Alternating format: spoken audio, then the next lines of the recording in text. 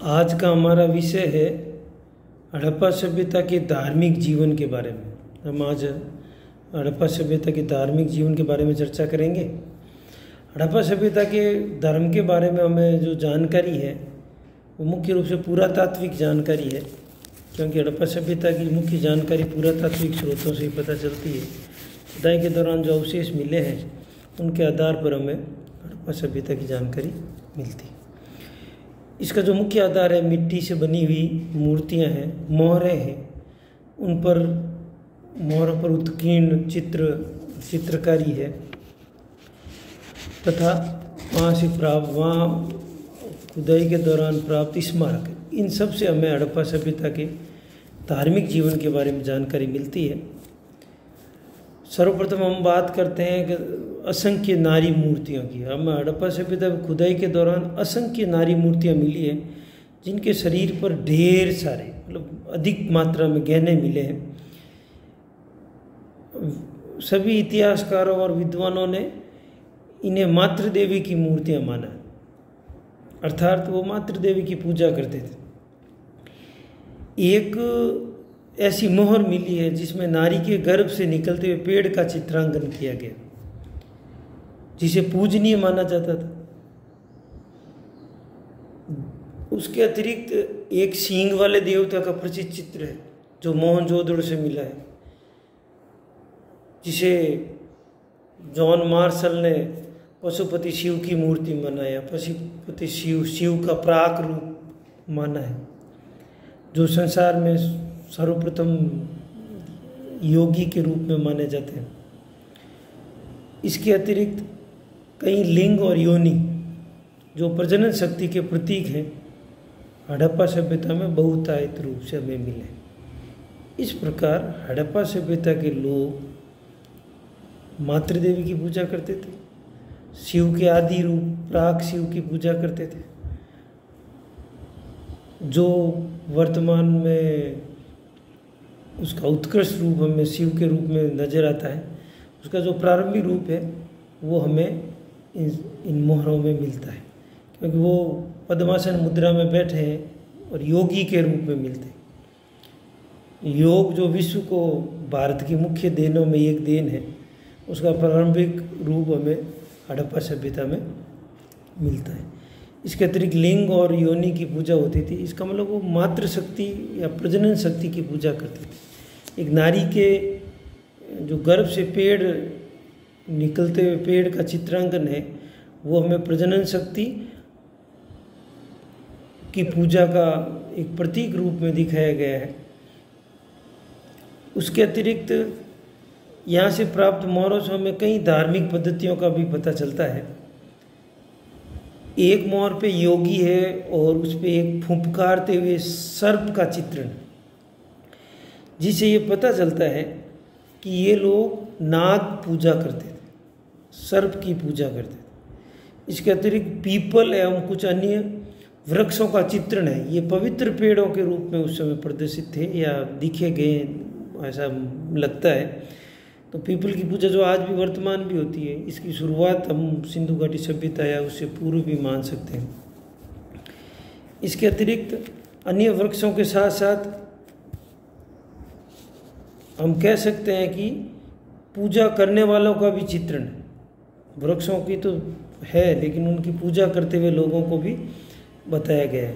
कहीं कहीं संयुक्त पशुओं का चित्रण किया गया, अर्थात एक साथ सिर और धड़ अलग अलग पशुओं के, जिनमें एक श्रृंगी सांड और हाथी का भी उस चित्र है। एक श्रृंगी सांड का जो हम वर्तमान में देखते हैं, आज भी हमें वृक्ष पूजा या सांड पूजा का प्रचलन हमारे समाज में है। ये उस समय से शुरू हुआ है। हाथी का चित्र, इसके अतिरिक्त व्याघ्र का चित्र पाया गया, व्याघ्र अर्थात शेर का चित्र पाया गया है। इस प्रकार हम इन चित्रों और इन पूजने वाले लोगों और इन जो मोहरों पे हमें जो चित्र मिले हैं, इनसे हम ये कह सकते हैं कि हड़प्पा सभ्यता के लोग विभिन्न देवताओं की पूजा करते थे और प्रकृति का पूजा करते थे। तो दो चीज़ हम इससे कह सकते हैं कि वो बहुदेववादी थे, और दूसरा है वो प्रकृति के पुजारी थे। तो हड़प्पा सभ्यता की एक धार्मिक विशेषता बहुदेववादी और प्रकृति के पुजारी, हम दो चीज़ें बता सकते हैं। इसके अतिरिक्त हमें कालीबंगा, कोटदीजी, लोथल में अग्नि के साक्ष्य मिले। कालीबंगा, कोटदीजी और लोथल में अग्नि के साक्ष्य मिले, जहाँ हो सकता है पशु बलि की कोई परंपरा विद्यमान रही हो, या धार्मिक पवित्रीकरण। आज भी हमारे यज्ञ और अग्नि को साक्षी मान के हम हिंदू धर्म में काम करते हैं, सनातन धर्म में काम करते हैं। तो हो सकता है धार्मिक पवित्रीकरण, अग्नि से कोई धार्मिक पवित्रीकरण जैसी कोई परंपरा विद्यमान रही हो, और इसके अतिरिक्त अग्नि को भी पूजा जाता होगा। तो इस तरह यहाँ एक बात हम कह सकते हैं कि अग्नि को पवित्र मानते थे या अग्नि की पूजा करते थे। इसके अतिरिक्त हड़प्पा में भी हमें पशु बलि के साक्ष्य मिले।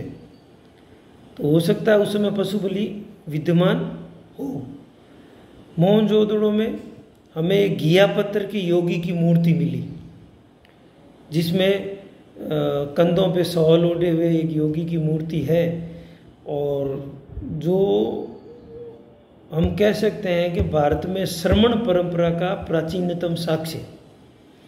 महात्मा बुद्ध है, महावीर स्वामी है, या जो भी अपने साधु संत है, ऋषि मुनि है, उन परंपराओं जो श्रमण परंपरा है, जो घूम फिर कर जो प्रवचन किया है, उस परंपरा का हमें एक प्राचीनतम साक्ष्य हमें मोहनजोदड़ो से मिला है। यहीं से ही हमें एक बृहत स्नानागार मिला है, बृहत बड़ा स्नानागार मिला है, और जिसके पास कुएं स्थित थे, कुओं से उस स्नानागार में सप्लाई होती थी पानी की। इसका मतलब बड़ा स्नानागार है, इसका मतलब सामूहिक स्नान की परंपरा विद्यमान थी, आज भी। या हम ये कह सकते हैं कि पवित्र स्नान परंपरा विद्यमान थी। जैसे आज भी गंगा स्नान है, पुष्कर में स्नान है, हमारी परंपरा, ये परंपराएं उस समय से विद्यमान थी। उस समय भी लोग पवित्र परंपराओं, स्नान परंपराओं के प्रतीक रूप में माने जाते थे। इसके अतिरिक्त अनेक ताबीज मिले हैं, जिससे ये पता चलता है कि ये लोग भूत प्रेत, तंत्र मंत्र संबंधी विश्वासों का इनको ज्ञान होगा। इसके अतिरिक्त सवाधान में इन्होंने ये उत्तर दक्षिण की ओर दफनाते थे। कहीं कहीं आंशिक सवाधान भी था, और इन सवाधानों के साथ, इन शवों के साथ भौतिक वस्तुएं भी पाई गई। इससे ये पता चलता है कि सिंधु घाटी सभ्यता के लोग पुनर्जन्म में विश्वास करते थे, क्योंकि हो सकता है उन्होंने ये सोचा होगा इनके साथ दफनाने से या जला के इनके साथ कोई वस्तु रखने से भविष्य में जब ये जन्म लेंगे तो उनको ये चीज़ें, भौतिकवादी चीज़ें या जो भी चीज़ें वो प्राप्त होगी। इसके अतिरिक्त लोथल में युगल समाधान भी मिला है,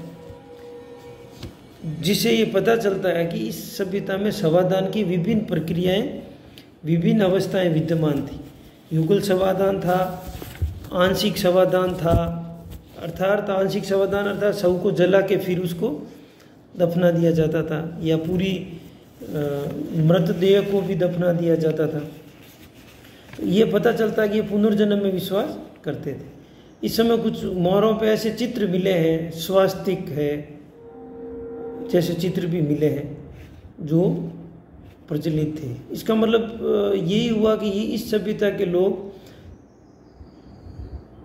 प्रवृत्तिवादी नहीं थे, निवृत्तिवादी भी थे, क्योंकि उन्होंने पारलोक या दूसरे लोक की बात कल्पना की होगी, मात्र प्रवृत्ति नहीं निवृत्ति के प्रतीक थे। इस प्रकार हड़प्पा सभ्यता के अंतर्गत विभिन्न क्षेत्रों में विभिन्न प्रकार की धार्मिक रीतियां प्रचलित थी। निष्कर्षतः हम कह सकते हैं कि ये बहुदेववादी थे, प्रकृति के पुजारी थे, मातृ देवी और प्रजनन शक्ति की पूजा करते थे, पवित्र स्नान परंपराओं और पुनर्जन्म को मानते थे। इस प्रकार हड़प्पा सभ्यता में एक उत्कृष्ट धार्मिक जीवन विद्यमान था, और इस धार्मिक जीवन की कई परंपराएं आज भी हमें दिखती है। स्वास्तिक है, पवित्र स्नान परंपरा है, पुनर्जन्म है, योग परंपरा है, पीपल के पेड़ की पूजा है, या विभिन्न परंपराएं आज भी विद्यमान है, सांड की पूजा है।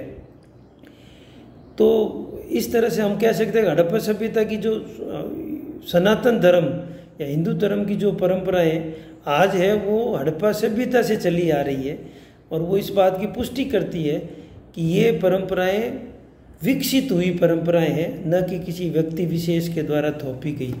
धन्यवाद।